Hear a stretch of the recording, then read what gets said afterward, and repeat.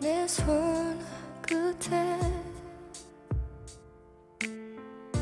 그대가 스치면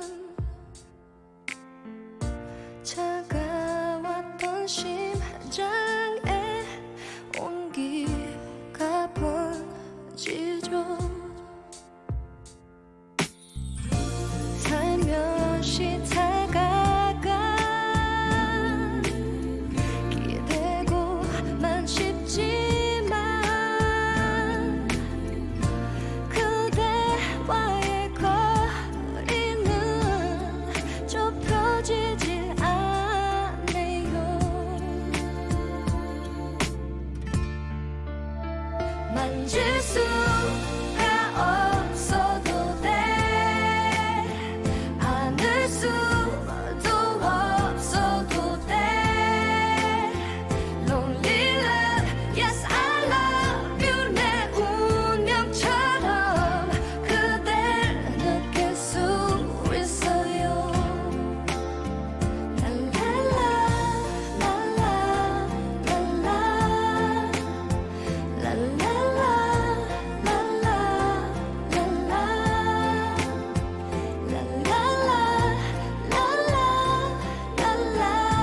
랄랄라 내맘 닿을 수 있어요.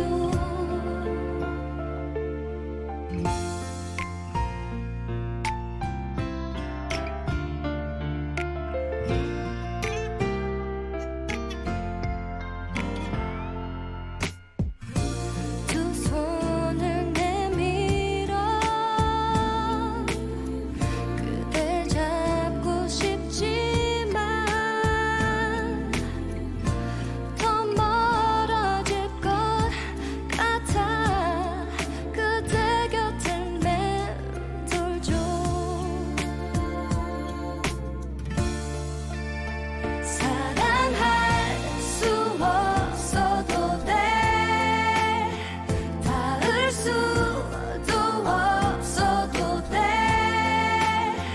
Lonely love, yes I love you. 난 멀리서도 그대 볼 수가 있어요. 만질 수가 없어도 돼, 안을 수도 없어도 돼. Lonely love, yes I love you. 내 운명처럼 그댈 느낄 수 있어요.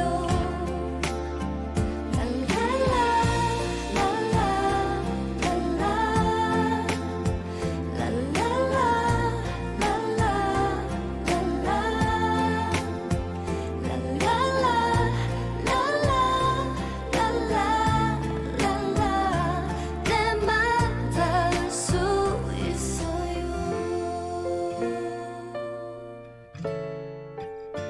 Lonely love, yeah.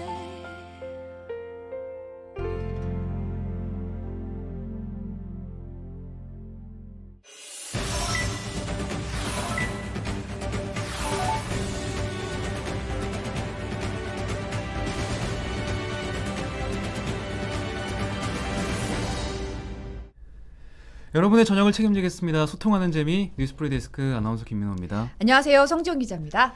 오늘은 5.18 광주 민주화운동 41주년을 기리는 날입니다. 1980년 5월의 광주를 기리는 목소리가 높은데요. 오늘 뉴스데스크에서도 자세히 다룰 예정입니다. 네, 오늘 올해 기념식 주제가 우리들의 5월이래요. 더 이상 5월의 역사를 모욕하거나 훼손하지 않았으면, 그런 망언은 나오지 않았으면 하고 바라는 마음입니다. 네. 네. 오늘 노래는 신희님이 신청하시는 윤미래의 터치 러브. 성재영 기자가 너무 좋아하는 노래 신청해 주셔서 감사합니다. 너무 목소리가 네. 너무 애절해가지고 오랜만에 들으니까 또 좋더라고요. 강민승님이 진짜 슬픈 역사입니다. 5.18 민주화 운동 하셨어요. 네. 5공화국을 열심히 보셨대요. 예. 한이님이 내일 프리데스크 결방이냐고 여쭤보시는데 네, 다른 분들이 벌써 대답을 하시더라고요. 네, 빨간 날씨입니다. 네, 네. 예. 휴방, 예. 저희가 의도치 않았는데 깔맞춤을 하게 되네요. 오, 네, 그러니까 그러네요. 마음이 예. 통했어요. 네. 대기한 동안 몰랐다가 말씀해 주셔가지고 알았어요. 홍수표님이 요즘 깔맞춤 하시네요라고 아. 하셔가지고 네, 예. 그러네요 하고 있었어요. 이사나님이 또 오늘 밤 PD 수첩이 5.18 특집 미얀마 편성이라고 예. 하셨습니다. 북헌님이 저보고 어좀 느낌이라고. 예, 아닙니다. 예, 옷이 좀 예, 작아가지고. 예. 또 그런 것도 이렇게 신경 쓰이시는군요. 그러죠. 네. 예, 어깨 피고 있겠습니다. 네. 한이님이 내일 휴방하니까 너무 안타까워하시네요. 보고 싶은 푸대. 예. 마이크 송님께서 오늘 화면이 많이 뽀샤시하네요라고. 조명은 똑같은데. 잘 먹었나 봐요. 네, 네. 화장이. 네. 감사합니다. 신수기님이 프리데스크 출석한다고 댓글 남겨주셨습니다. 예. 5981님이 5.18 민주화 운동을 민주화 운동이라고 부르지 못하고 멋대로 폭동이라고 우기는 사람들은 대체 정체가 뭡니까? 하셨습니다. 마중물님이 비싼 카메라여서 뽀사시하다고. 심태선님이 이틀 전에 선을 넘는 녀석들 마스터 X에서 5.18 다루는데 신기하면서도 슬프더라고요 하셨어요. 네. 그러니까 사실 굉장히 41주년이면 오랜 역사인데도 불구하고 아직도 계속 그런 게 뭐 미공개된 화면이라든지 뭐 증거라든지 계속 나오는 거 보면 여전히 좀 아직도 밝혀내야 될 사연들이 많다는 생각이 좀 들긴 하더라고요. 네. 자, 계속해서 의견 남겨주시고요. 저희는 오늘 그 정치수다 코너가 준비가 되어 있어가지고 네네. 내용이 좀 많아서 일찍 들어가 보겠습니다. 네.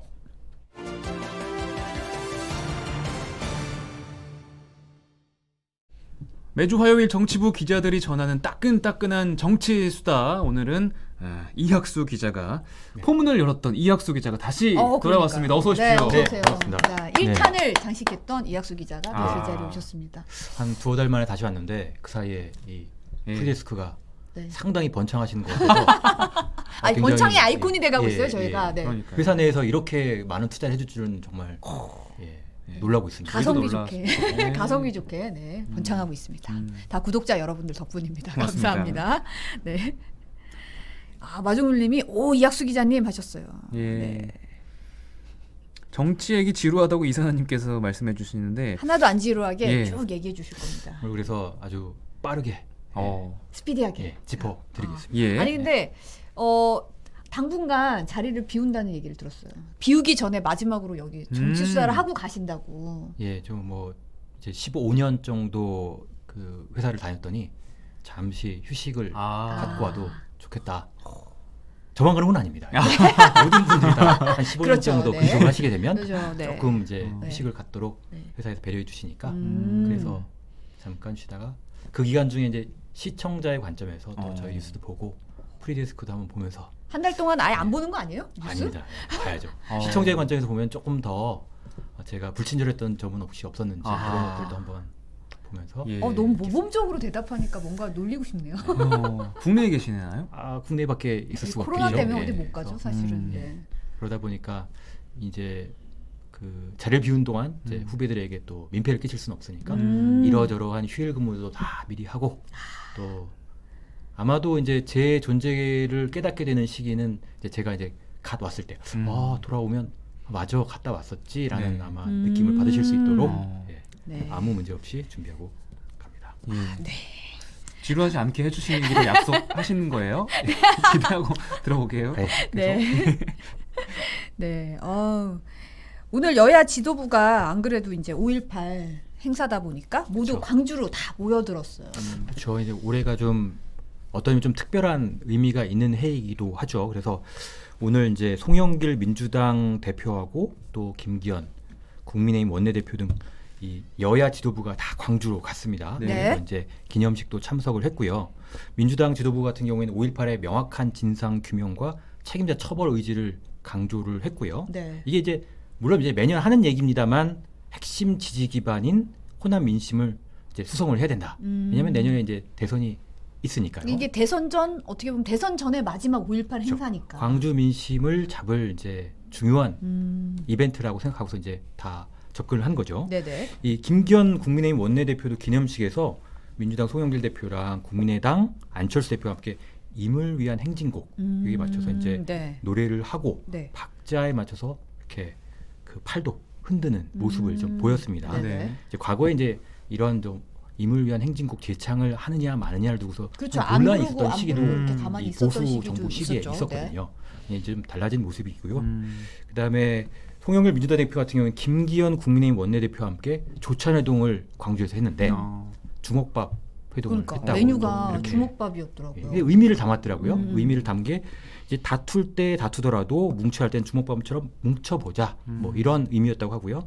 또 이제 광주 5.18과 관련해서 이 5.18 당시 시민군들에게 이제 그 시민들이 나눠줬던 게 이제 주먹밥이라고 그렇죠. 합니다. 네네. 그래서 거기에 어떤 역사적 의미를 담아서 그걸 먹으면서 이제 5.18 의미도 새기고 지난주까지 또 엄청 다퉜거든요. 그렇죠.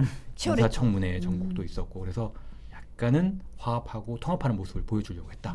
이렇게 설명드릴 수 있겠습니다. 네.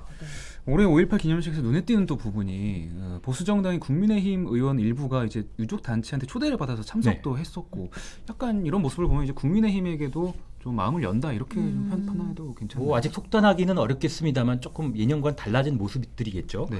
그래서 보수정당 의원으로는 처음으로 성일종 국민의힘 비상대책위원과 정운천 국민통합위원장이 5.18 유족회의 추모제 초청을 받아서 이제 방문을 했다고 하고요. 네. 이 사유는 이렇습니다. 5.18 관련법 통과에 협조해 준 것을 인정받은 거다라고 이렇게 성일종 의원 측에서 설명을 하고 계시고요. 네네. 이 그간에 이제 국민의힘 이전에 이 보수 정당 인사들이 5.18 기념식에 가게 될 경우에는 배제가 되거나 아예 현장에서 이렇게 가로막히는 경우들이 그쵸. 왕왕 있었어요. 네네네. 이게 대표적인 게 이제 2019년에 황교안 당시에 그 자유한국당 대표가 행사장 들어가려고 하다가 성난 시민들한테 에워싸여서 상당히 좀 어려움을 겪었던 그렇죠. 곤란이 예, 컸죠. 경우도 네. 있었죠. 그런데 이제 이게 이제 이렇게 환영받지 못하는 이유들이 이제 앞서 말씀하셨습니다만 이 5.18 관련된 망언들이 자유한국당 시절에 계속 나왔기 때문에 그렇죠. 네. 기억납니다. 광주 민심이 호의적이지 않았던 겁니다. 호의적이지 않을 수밖에 없는 상황이었죠. 그렇죠. 뭐 예. 갑자기 뭐 증거도 별로 없는데 북한군 개입설을 또 다시 거론한다거나 네. 그게 이제 뭐 행사에서 거론이 되고 해서 굉장히 상처를 많이 받았던 왜곡 발언이 많았잖아요. 그렇죠. 그런 것들이 상당히 문제가 됐었고 그런데 이제 이번에 국민의힘 지도부 같은 경우는 희생을 당했던 분들 또 아픔을 당했던 유족들에게 진심으로 죄송하다. 또 5.18 정신을 잇겠다. 이렇게 다짐을 하는 모습을 보이기도 했습니다. 네. 미라클님이 안녕하세요. 항상 종횡무진 애만이 쓰시는데 쉬실 때 충분히 쉬시고 무탈하게 오시기를 바랍니다. 아, 늘 감사합니다. 감사합니다. 예, 응원을 예. 주셨어요. 그리고 캐나다 사는 최태호님이 처음 본방 출석하셨다고. 감사합니다. 늦었지만 200회 축하하신다고 프린터라고 얘기하셨어요. 이만회 가자고 하시네요. 야, 이만회는 또 네. 이만해요? 거의 심하게 레전드가 됐네요. 되겠군요. 예. 네. 뭐 일부 미디어 저널님은 광주 민주화 운동을 정치적으로만 이용하는 거 아니냐 이런 제기도 좀 하시긴 하셨네요. 네. 관리자님께서 최태호님에게 인사를 또 건네주시고요. 네. 여기저기서 많이 활동하시는 우리 관리자분. 네, 그렇습니다. 근데 사실은 이 얘기가 나오기 전에 김종인 전 비대위원장이 이제 광주를 찾아가서 무릎 꿇고 사과를 하고 그런 모습이 좀 어떻게 보면 당 쇄신의 하나의 시작이었었잖아요. 그 그렇죠. 당시에 작년 이제 이제 얘기했을 여름의 때. 일입니다. 네네. 작년 8월 19일에 이제 광주 5.18 민주묘지에 가가지고 그 보수 정당 대표는 최초로 이제 무릎을 꿇고 사과를 했고 네. 죄송하고 또 죄송하다 이렇게 얘기를 했었어요. 음. 이런 것들이 이제 어떻게 보면 이제 중도층 확장을 노린 그 또한 이벤트로 이렇게 평가절하되기도 했지만 네. 상당히 이제 그런 것들이 하나 둘씩 쌓여가면서 뭔가 변화를 하려고 하는 거 아니냐라는 또 여론도 조금씩 생겨나는 것이거든요. 네네. 네. 그래서 이런 것들을 이제 언론들이 보통 서진 정책이라고 부릅니다. 아니, 그러니까 이런 말을 참 잘 지어내는 것 같아요. 그러니까요. 근데. 저도 제가 만든 말은 아닙니다만 이제 언론들이 봤을 때 기존에 이제 영남 쪽에 치우쳐 있던 이 국민의힘 세력에서 조금 전국으로 가려면 여기 이제 서쪽으로 자꾸 이동을 해서 호남도 이렇게 민심을 좀 이렇게 다독이고 이제 얻어야 된다. 뭐 이런 이런 거 취지로 누가 만드는 거예요? 그러게 이제 항상 신문에 헤드라인이 나올 때마다 저희도 무릎을 치는 어떤 조어들이죠. 네. 그런 거 다루 공부하나 봐요. 네. 너무 신기하더라고요. 노재필 기자가 이런 거 참 잘하시네요. 제목 잘 다시는 분들이 계십니다. 아, 그렇죠. 네, 제목 그래서 잘 항상 뽑는 늘 분들이 계는데. 저희들이 부러워하고 그러는데 네네네. 이제 이 5.18 특별법 또 이런 것들이 합의 처리하는데도 이제 그 당시에 그 김종인 위원장이 또 어느 정도는 기여는 좀 있었고요. 네. 이제 이런 분위기 속에서 국민의힘 일각에서는 5.18 정신을 헌법 전문에 담는 이런 문제에 대해서도 한번 좀 전향적으로 얘기해 볼 수 있겠다라는 그 얘기들이 좀 나오고 있습니다. 네네. 그래서 이제 성일종 의원 같은 경우에는 이 원포인트 개헌처는 찬성을 합니다. 이렇게 얘기를 했었고 이 당대표에 출마한 초선의 김은혜 의원 같은 경우에도 5.18 정신이 헌법 전문에 들어가기를 바란다. 이렇게 어제 얘기를 하기도 했습니다. 네. 정원효님이 남이 잘못한 건 잘못한 거고 내가 잘못한 건 남이 정치적으로 이용하는 거라고 하는 건 좀이라고 지적을 하셨어요. 그러니까 좀 어떻게 보면 어쨌든 이제 잘못된 거 왜곡 발언에 대해서 이제 사과한 건 사실이고 또 정치적으로 이용했다 그러면 또 진정성을 보여주는 면을 보여줘야 되는 것도 사실인 것 그런 같아요. 것들은 이제 저희 이렇게 시민들 또 유권자들이 이제 판단하시는 그렇죠. 것들이니까요. 네. 네. 그게 뭔지 홍보인지 진정성 있는 건지 이거는 또 판단을 하실 테니까 네, 그런 것도 좀 필요하겠죠. 네. 심은정님은 서진, 동진 이런 말들이 민심이 정벌해야 할 대상은 아닌데 그렇게 하니까 좀 씁쓸하다 이런 의견도 있으시네요. 예. 그런 측면도 없지 않아 있을 것 그럼 일리 있는 같습니다. 지적입니다. 예. 네. 이제 어떻게 보면 좀 정치공학적인 접근으로 좀 비춰질 수 있는 거니까요. 예. 네. 오늘 의견들이 아주 좋으신데요. 날카롭고 계속해서 남겨주시고요. 네. 자, 대선 후보들도 지금 광주를 차례로 방문을 했잖아요. 이제 네. 호남 민심을 의식한 행보겠죠. 아무래도 이제 중요한 행사고 거기에서 자신의 메시지를 어떻게 드러내느냐가 차별화의 굉장히 중요한 지점이니까요. 네네. 이게 갖고요. 이게 보면 이제 고 김대중 전 대통령 이후 예비 대선 후보들이 최종 당내 어떤 최종 후보가 되기 위해서는 호남 민심이 굉장히 중요했습니다. 역사적으로 이제 그런 경우들이 좀 많이 있었거든요. 노무현 전 대통령의 경우에도 지난 2002년 대선 당시에를 복기를 해보면은 한 자릿수의 낮은 지지율로 출발을 했는데 광주에서 이렇게 돌풍을 일으켜서 최종 후보가 됐습니다. 그래서 이런 사례들을 봤을 때 대선 후보들도 이제 무시를 할 수가 없는 것들이죠. 그래서 이 민주당 그 주요 대선 주자들도 일찌감치 광주를 방문해서 지지를 좀 호소하고 있는 중이고요. 이재명 지사 같은 경우에는 5.18 관련 행사는 좀 조용하게 이제 참석하는 대신에 이 자동차 부품 관련 전북 또 경기도 협약식 또는 기본소득 설명회처럼 이제 경제 행보 이런 것들이 좀 방점이 찍혀 있는 상태고요. 오늘 이제 SNS를 보니까 국가 폭력 범죄의 공소시효와 소멸시효를 배제해야 된다라고 적었습니다. 네. 광주 민주화운동 이런 것들을 이제 감안한 표현들이겠죠. 네. 그리고 이낙연 전 대표 같은 경우에는 지난 13일 이후에 광주에서 며칠간 머물면서 5.18 묘지를 이제 찾아갔다고 해요. 또 올해 초 전직 대통령 사면론을 제기한 것에 대해서 사과를 한 곳도 광주고 또 이 자신의 개헌 구상을 밝힌 것도 이 광주입니다. 그래서 광주를 굉장히 자신의 어떤 대선 행보에 있어서 중요한 어떤 지점으로 삼고서 활동을 하고 있는 모습이에요. 그리고 정세균 전 총리 같은 경우에도 호남제를 들면서 민생 현안을 들었고요. 여기 이제 이 미얀마 군부 쿠데타에 저항하는 네. 이제 이 미얀마 국민들 향해 지지 발언을 내놓고서 이걸 이제 광주 정신이랑 이제 연결시켜서 이제 호소를 하기도 했죠. 네.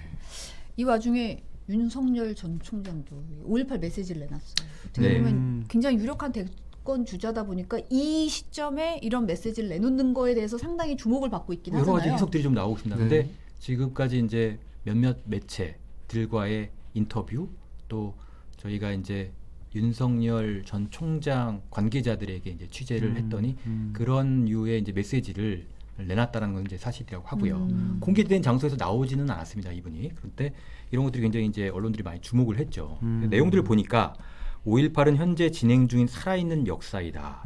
자유민주주의 헌법 정신이 국민 가슴속에 활활 타오르는 것을 증명하는 것이다. 또 5.18은 어떤 형태의 독재와 전제에 대한 강력한 거부와 저항을 명령하는 것이다. 이게 이제 그 나름대로 어떤 의미를 담아서 인터뷰를 했다고 하고요. 이 측근들 얘기를 들어보니까 조만간 적절한 시점에 광주를 방문하는 것도 좀 고려를 하고 있다. 이렇게 얘기를 하고 있습니다. 네. 굉장히 정치적으로 메시지를 내놓고 행보를 보이고 되게 정치적으로 지금 착착 움직이고 있다는 느낌이 들긴 하네요. 계속 이제 주목을 할 수밖에 없게 만드는 측면들이 있죠. 공개된 장소에서 얘기하지 않고 이렇게 특정해서 내놓는 것도 상당히 정치적이에요. 네, 그렇죠. 그래서 이제 이 대선 주자들이 이제 이 발언이 나오니까 또 가만히 있을 수가 없습니다. 아, 그 견제해야죠. 네. 또 기자들이 물어보기도 하고요. 아, 그렇죠. 본인이 그냥 먼저 이렇게 그 얘기하는 것 측면도 있지만 사실은 내심 물어봐주길 기대하는 것도 있을 겁니다. 아, 그래서 그럼요. 물어보면 이제 예. 답들을 다 합니다. 네. 어떤 그래서 얘기를 했을까요? 보니까 이낙연 전 민주당 대표 같은 경우에는 이 윤석열 그 전 총장의 5.18 메시지에서 이게 너무 단순하다. 깊이가 없다. 5.18이 이제 여러 가지 이제 측면이 있는데 기본이 독재에 대한 저항인 거는 틀림없다. 그런데 다른 요소들이 굉장히 많은데 요게 좀 이제 빠져 있다 뭐 이런 취지로 뉘앙스로 얘기를 하신 거고요. 네. 그러면서 이제 검찰을 향해서는 이제 비판적인 입장을 내놨습니다. 이제 검찰이 과거 노무현 전 대통령 가정을 소탕하듯이 수사를 했었다. 뭐라고 설명할 것인가? 이제 이렇게 얘기를 하면서 이 검찰총장이었던 윤석열 전 총장에 대해서도 이제 어느 정도는 나를 이제 세운 뭔가 이 과거의 검찰의 어떤 역사 또 이거에 대해서 이제 코멘트가 있어야 되는 거 아닌가 이런 식의 어떤 얘기를 하신 것 같고요. 네. 네. 정세균 전 총리 같은 경우에도 이제 늦었지만 그런 말씀을 한 거는 환영을 한다. 그런데 이 윤석열 전 검찰총 친인척 수사를 진행하고 있는 검찰을 향해서 쓴소리를 했습니다. 이게 뭐냐면 왜 전직 총장 친인척 비리는 형식적 수사에 그치고 있느냐 이렇게 해서 이제 검찰에 대한 비판을 이어갔고요. 열린민주당 같은 경우에도 검찰의 과거의 어떤 흑역사 이런 것들을 좀 반성을 해야 되는 거 아니냐 이렇게 좀 비판적인 성명을 내놨습니다. 검찰에 초점을 맞춘 발언들이 꽤 많이 나왔네요. 자, 이제 국회 이야기를 좀 해보겠습니다. 네. 지난주에 국무총리와 장관 임명 이후에 여야가 법사위원장 선임 문제로 굉장히 대립을 했단 말이죠. 네, 오늘 오전에 국회 의사일정에 합의를 했다는 소식이 전해졌습니다. 이제 여야 원내 수석 부대표끼리 이렇게 어제도 이렇게 만나서 그 조율을 했는데 안 됐어요. 근데 오늘 이제 또 한번 만나더니 네. 이제 좀 조율이 됐다고 하더라고요. 오. 이게 이제 사실 기자들 입장에서 봤을 때는 국회 일정이 확정이 안 되면 여러 가지로 좀 곤혹스럽습니다. 네네. 왜냐하면 이제 기사 계획도 써야 돼, 만들어야 그렇죠. 되는데 일정이 나와야 뭐가 안 진행이 나오다 될 보니까 텐데. 계속 이제 목이 빠져라 언제 합의할지 막 이러면서 이제 괴로워만 하거든요. 근데 합의가 됐다고 해서 좀 다행스럽게 생각하고 있고요. 네네. 예. 일단 이제 그 합의가 됨으로써 이제 앞으로 이제 일정을 보면 쟁점이 없는 민생 법안 같은 경우에는 20일 날 본회의를 열어서 처리를 하겠다. 또 김오수 검찰총장 후보자 인사청문회도 26일에 개최를 하겠다. 네네. 여기에 특별감찰관 임명을 위한 국회 추천 절차도 조속히 진행한다. 이렇게 그 원내 수석 부대표끼리 합의를 하면 네. 이렇게 일정 A4 동안- 용지에 네.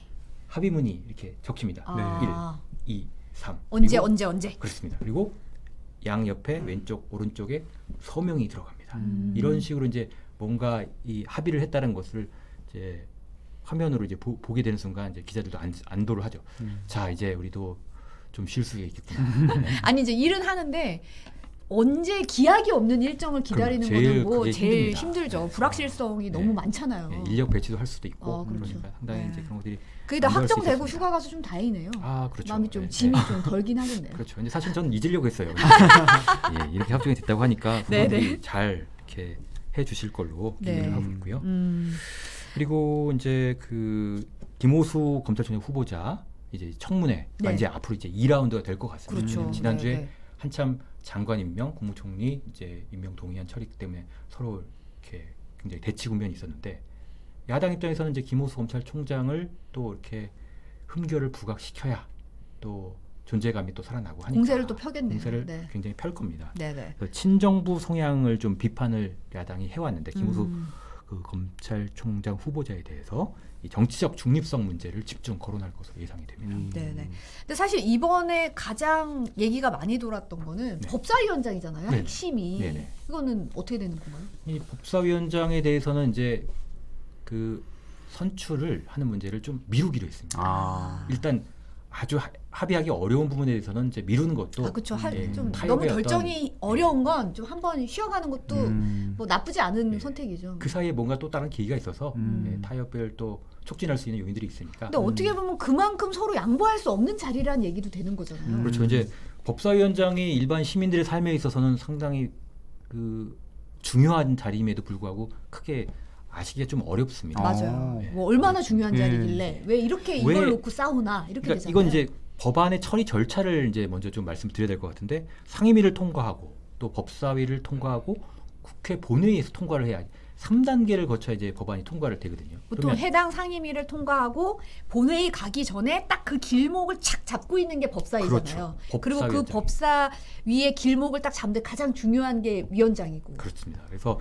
이 법사위원장이 법안을 이렇게 품고 있으면 진도가 안 나가는 겁니다. 하세월이 되는 거죠. 어떻게 하면 법사위를 두고 뭐 법안들의 무덤이다 이런 얘기도 있었어요. 뭐 제2소위 관련해가지고 그렇습니다. 이제 예. 절차적인 문제를 지적하고 나서면 이제 한두 끝도 없더라고요. 법리적으로. 예, 그렇다 보니까 이제 여야가 각자가 굉장히 중요하게 여기는 법안들 이런 것들을 통과시키려면 이 법사위 문턱을 넘어야 되는데 그 문턱에서 딱 지키고 있는 법사위원장을 자신의 당 소속 의원들이 맡기를 네. 다들 이제 원합니다. 그러다 보니까 일종의 그 대치 국면이 이어지는 건데 여기 보면 이제 법사위원장이 그럼 대체 뭐 하는 곳이냐라고 했을 때 법에 대해서 자꾸를 고치는 역할을 하는 곳입니다. 네네. 그러니까 이게 왜 자꾸를 그럼 고칩니까라고 했을 때 헌법에 위배가 되는지 안 되는지 이걸 판단해서 이렇게 고치는 곳이거든요. 근데 이제 법안들은 대부분 상임위에서 대부분 다 합의가 돼서 올라오는 경우들이 많습니다. 그런데 여기서 이제 시간을 끌면 이제 답답한 거죠. 답답하다 보니까 이 법사위원장을 어떻게든지 가져오려는 게 여야의 입장인 거고요. 네네.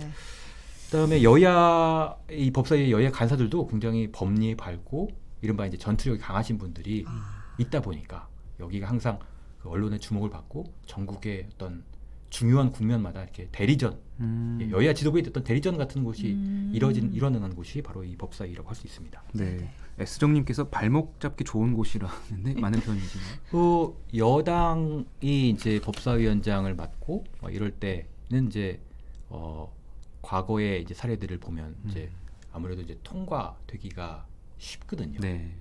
정부와 여당이 이제 주도하는 법안이. 그런데 이제 야당이 이제 법사위원장 맡았던 시절에는 이제 계속 묵혀지니까. 근데 안 한동안은 되는 굉장히 경우가 오랜 동안 관행적으로 야당이 법사위원장을 맡은 시기가 있었잖아요. 네, 그런 시기도 있었고요. 근데 정해진 어떤 규칙은 없습니다. 그렇죠. 정해진 규칙은 없습니다. 근데 대개 이제 이런 여소야대 국면에서 뭔가 이 국회의장이 예를 들어서 여당이 하게 되면 야당이 관행적으로. 법사위원장을 만든다 이런 식으로 해가지고 법안의 어떤 길목을 여야가 나눠서 맞는 어떤 시기가 좀 있었죠. 네. 자, 이번에는 국회 초선 의원 얘기로 넘어가 보겠습니다. 네. 요즘 정치권에 이 초선 의원의 힘이 영향력이 꽤나 강한 모습이에요. 그러니까 초선 의원이 이랬던 적이 없었던 것 같아요. 그렇죠. 이제 제가 사실 이제 이 취재 기자를 하기 전에 이 100분 토론 제작진으로서 있었던 시절 그렇죠. 얘기를 조금 네네. 드리자면 당시에도 그랬습니다. 초선 의원들과 재선 의원들을 같은 이제 패널로 모시려고 하면 상당히 좀 이제 눈치가 좀 보였습니다. 그렇죠. 그- 급이 안 맞는다. 그렇습니다. 예. 아우. 초선 의원과 재선 의원이 아. 한 테이블에 앉기 위해서는 상당히 뭔가 이렇게 초선 의원이 현저하게 인지도가 높거나 인기가 많거나 이런 경우에 섭외가 성공하는 확률이 높았어요. 와. 내가 재선이고 이쪽이 초선인데 같은 테이블에 앉으려면 얘 좀 유명해서 내가 그 정도는 인정해 줄게 이 정도 돼야 같이 앉는군요. 그렇게 얘기하지는 않습니다. 그렇지만 이제 하지만 저희가 딱 여러 가지로 봤을 때 그런 것들이 상당히 좀 배려해 주기를 원한다는 느낌을 받습니다. 힘들다. 티가 그래서 나는군요. 힘들다 이 진짜. 국회에서도 이제 초선, 재선 또 3선 이상 이렇게 3선이 이제 중진이라고 부르는데 그렇죠. 네. 이제 상당히 이제 좀 엄합니다. 엄합니다. 물론 이제 다 국민의 대표고 이제 그 국민의 대표하는 입장에서는 물러설 수는 없지만 상당히 좀 있습니다. 나름의 어떤 규율이. 근데 이제 다시 이제 말씀을 이제 그 초선으로 돌아오면 네. 21대 국회 300명 의원 가운데 151명이 초선 의원입니다. 그럼 절반 정도는 절반이죠. 음. 이 초선 의원들이 이제 21대 국회에서 이제 조금씩 이제 존재감을 드러내는 계기가 최근에 좀 몇 번 있었어요. 네. 이제 민주당부터 먼저 얘기하자면 그 4.7 재보선 패배 이후에 민주당 초선 의원들이 조국 사태를 좀 반성해야 되는 거 아닙니까? 라는 취지의 어떤 얘기를 했다가 네. 네. 상당히 좀 이제 힘든 상황이 됐죠. 이제 열성 지지자들로부터 항의를 굉장히 많이 받은 겁니다. 네네. 그래서 이른바 이제 초선 5적이라고 해서 5분의 초선 의원들이 이제 굉장히 집중적으로 네.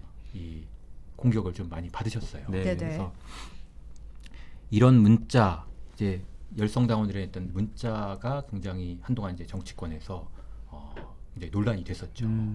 그리고 이제 최근에 이제 인사청문회 전국에서도 이제 초선 의원들께서 얘기를 그렇죠. 네. 한 게 있습니다. 이 최소 1명 이상 낙마 이런 것들 좀 건의를 했어요.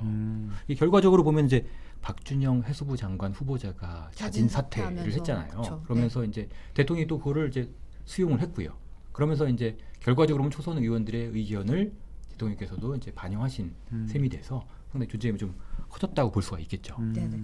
여당뿐 아니라 사실은 국민의힘에서도 네. 이번에 뭐 당권 도전 나와서 아까도 뭐 잠깐 언급했지만 김은혜 의원 같은 경우에 네. 초선인데 당권 도전하고 뭐 사실 이렇게 초선에 이렇게 열성적으로 움직이는 초선들은 좀 전혀 없던 일이긴 그렇죠. 하잖아요. 굉장히 좀 새로운 현상이기도 하고요. 이 보통 이제 보면은 이 보수 정당에서 이 당권 경쟁을 벌였던 분들을 보면 50대, 60대 남성 뭐 이런 분들이 이제 경쟁을 주로 해 오셨어요. 네네. 그런데 이번에 보면은 이 주호영, 홍문표, 윤영석, 조혜진 의원 3선 이상 중진 의원 외에도 김웅, 김은혜 초선 의원들이 당대표 도전을 지금 하고 있습니다. 네네네. 원외 인사인 이준석 전 최고위원도 그렇죠. 이제 도전을 해서 지금 이제 여론조사에서는 선전을 하고 있다고 하고요.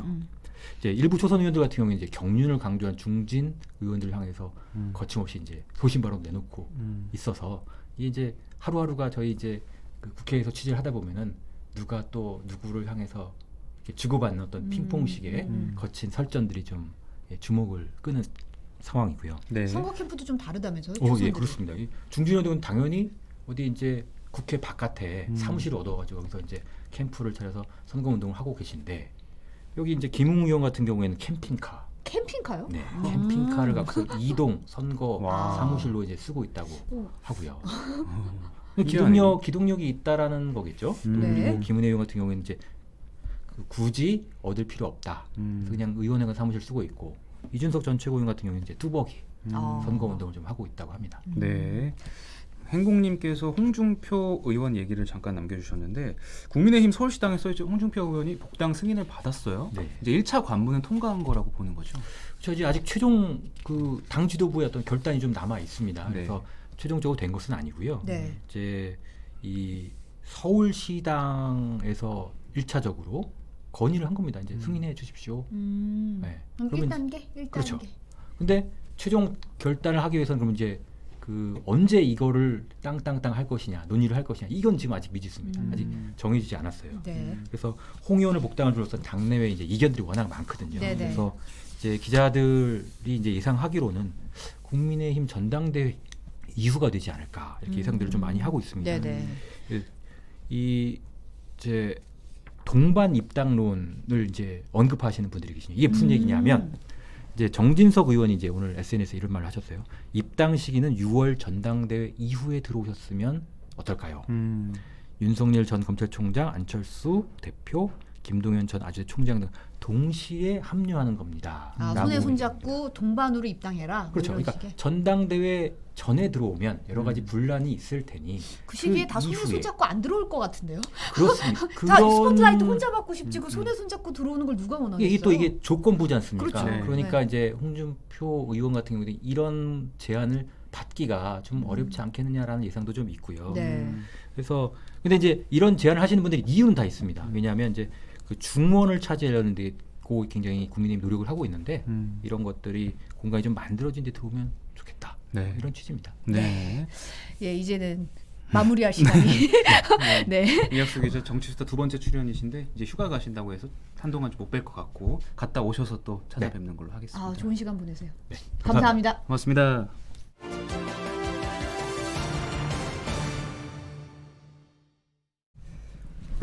큐시트 산책 네. 시작합니다. 아, 모두 네. 기자 어서 오십시오. 아무튼 뭐 정치 얘기를 또 싫어하시는 분들도 있으시고 오늘 이런 날 항상 노지필 기자 많이 찾으시더라고요. 그리워하고. 근데 정치를 저희가 알아야 돼요. 네, 그럼요. 왜냐면 중요하죠. 이제 이 사회의 어떤 여러 가지 모든 곳에 다 얽혀 있기 때문에 맞아요. 무관심하면 안 됩니다. 네. 점이 깨끗하게 빠진 것 같아요. 그러네요. 네. 아 이제 다 괜찮아요? 떼셨군요. 좀 헌해졌어요. 그죠? 그러네요, 확실히. 저희가 원래 인물이 훤하지 않았습니까? 네, 더 혼해지셨어요. 내일이 못 쳐다보겠어요. 부처님 오신 날. 그러니까. 부처님 오신 날 관련돼서 이렇게 추억 있으신 분들 한번 채팅창에 올려봐 주실래요? 네. 아 본인은 어, 있으십니까? 전 있죠. 오. 전 학교를 중학교 때 불교 학교를 나왔는데 그래요? 매년 이맘때쯤에 그 연등 행사를 하잖아요. 지금 이제 코로나 때문에 뭐 잘 안 하겠지만 그거 준비하느라고 동원되셨군요 거의. 동원됐는데 문제는 그 행사를 하고 나면은 버스가 거의 막차예요. 그래서 항상 이렇게 힘들게 집에 갔던 기억이 납니다. 심태선님 맨날 봐도 안 지겨운 그 사람 노제필.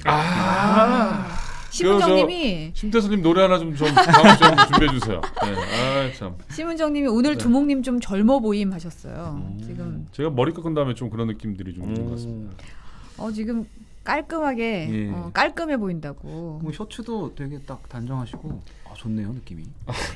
내일 쉬는 날이라 학창 시절 사진 공개 가능하냐고 정원우님께서 제안을 하시는데. 학창 시절의 제 사진을 보면은 제 학창 시절 별명이 뭐였냐면은 굉장히 말라가지고 헐랭이.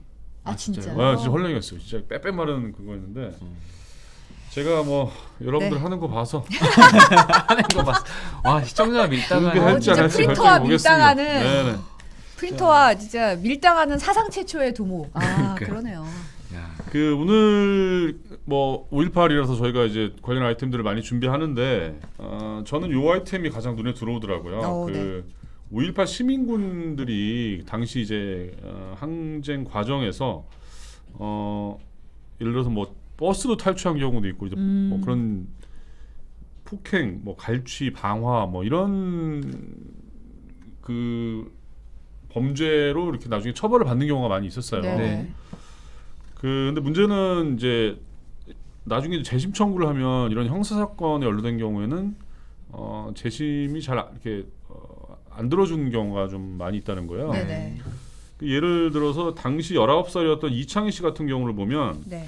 시민군과 함께 유서를 이렇게 썼다가 발각돼가지고 붙잡혔는데 조사 도중에 도망갔다고 그래가지고 도주죄와 특수절도죄가 적용이 돼가지고 처벌을 받습니다. 고문도 받고 나중에 이제 재심 청구를 했는데 받아들여지지 않았어요. 그래서 그 현행 5.18 특별법이 재심 청구 대상을 민주화 운동과 관련된 행위로만 규정을 하다 보니까 이런 그 형사 사건 같은 경우는 좀 판단이 각기 다른 거예요. 이 과정에서 불거진 그렇죠, 건데도 그렇죠. 불구하고 재심 청구의 대상이 안 되기 네. 때문에 벌어지는 일들이네요. 네. 그래서 이런 형사 사건에 대해서도 재심 청구가 가능하도록 개정안이 발의됐다고 합니다. 네. 자, 그다음에 그 저희 단독 기사가 오늘 또 있는데 정동훈 기자가 또 최근에 저희 국방부 출판하는 기자인데 단독 기사 많이 쓰고 있는데 군 격리사병 수십 명을 그 육군 부대가 이제 동원한 거예요, 작업에. 격리 원래 격리를 해야 되잖아요, 격리를. 근데 무슨 작업이냐면 잔디를 심는 작업. 왜 잔디 이 작업에 동원됐을 것 같습니까? 이런 환경미화 사업에는 늘 윗분이 오시죠. 윗분이 오시죠. 네. 사단장님이 윗분이 오신다고. 아이고. 시차로 오신다고 그랬는데 아니 격리돼 있으면 격리해야지 왜 부릅니까? 아유 왜 잔디를 심어요 이 와중에. 그렇죠. 사단장이 네. 누가 잔디에 관심 있다고. 그래도 이게 군대에서 그런 거 많이 해요 원래. 네. 아우 저는 환경미화 정말 싫었어요. 장학관님 오시면 환경미화 해야 된다고 왁스칠하고 이런 거 너무 싫었어요. 환경 요새는 모르겠어요. 요새는 모르겠는데 옛날에 그 나무 바닥이었잖아요 학교 다닐 때. 요새는 아니에요. 요새 아닙니까? 아니죠. 네. 요즘 어때? 아. 그 대리석인가요? 안 가봐가지고 초등학교. 아니 저기 초등학교 때 저기 나무 바닥에다가 초 그쵸. 이렇게 발라갖고 왁스 발라서 막 밀고. 벌레 이렇게 밀고. 아우, 네. 왁스는 좋은 학교야 그래도 우리는 저희는 초 발랐다니까. 어우 막 냄새 나고 네. 막 머리 아파요. 예. 아무튼 저는 고무신 신고 다녔어요 어렸을 때. 학교 다닐 때. 고무신에 저희 반 상당수가 보자기. 아 진짜요? 네. 언제 태어나셨어요? 어우 네. 자, 그다음에 저희 단독 기사가 또 있는데 이번 그 한미 정상회담이 이제 백신 외교에 집중될 거라고 다들 예측하고 있잖아요. 그래서 네. 저희가 취재를 해봤더니 한 5개 미국 그러니까 5개 외국 업체랑 계약 내지는 그 양해각서를 체결하는 거 추진하고 있다고 합니다. 지금 노재필님 일제시대 사람이냐고. 아니 일제 시대가 아니고 아니 사실은 저는 이제 제가 그 좀 어렸을 때 그 굉장히 시골에 살았어요. 그래서 다른 분들보다는 한 10년 정도 더 이렇게 낙후된 지역에. 한성님이 시골 출신이라고. 네네. 네, 그러게요. 아무개님이 콩기름도 발랐다고 하시네요. 아 콩기름. 아 콩기름도 저도 기억이 나요. 콩기름. 오 진짜. 제스타님이 유적 수준이라고. 그 어렸을 때 그거 안 했어요? 혹시 그 잔디씨 모아오기. 네?